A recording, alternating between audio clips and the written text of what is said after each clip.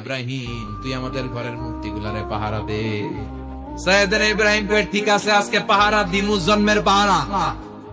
এইবার সৈয়দনা ইব্রাহিম মূর্তির ঘরে, দেবীর ঘরে ঢুকে উনি ঘুরে ঘুরে তাকায়, দেখে এক একটা চেহারা, একটা হাতি গণেশ স্টাইলের, আর একটা এরকম, আর একটা নারী, আর একটা বাঘের, আর একটা তলোয়ার নিয়ে আইতাছি কোপায় ফলায়।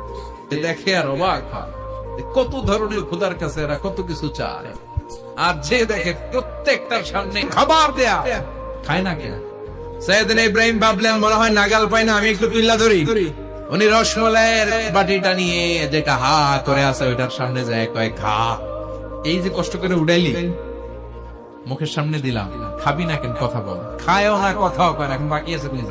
মারতে শুরু করলেন, মারতে মারতে সব শেষ। তারপরে খুঁজে পেলেন একটা কুড়াল, কুড়াল দিয়ে মারতে আরো সুবিধা, খালি এটারে এইভাবে মারে, ওইভাবে মারে। মারতে মারতে যতগুলো মূর্তি ছিল সবগুলো মেরে বড় মূর্তিটার গায়ে মারতে যাবে, in the meantime stop, না এটারে মারো, ওইটারে রেখে দিলেন।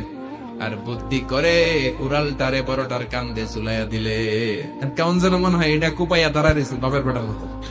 বিকেল বেলা পূজা মণ্ডপ থেকে সব এসে দেখে সর্বনাশ। ইব্রাহিম, সর্বনাশ কে কইছে? তুই কইছত নি? আমি করি নাই। ওই দেখ কুড়ালটা কার কান্দে, বড়টার কান্দে, ওইটারে দিগা। সবাই বলে, ইব্রাহিম তুমি কি জানো না এগুলো কথা বলে না?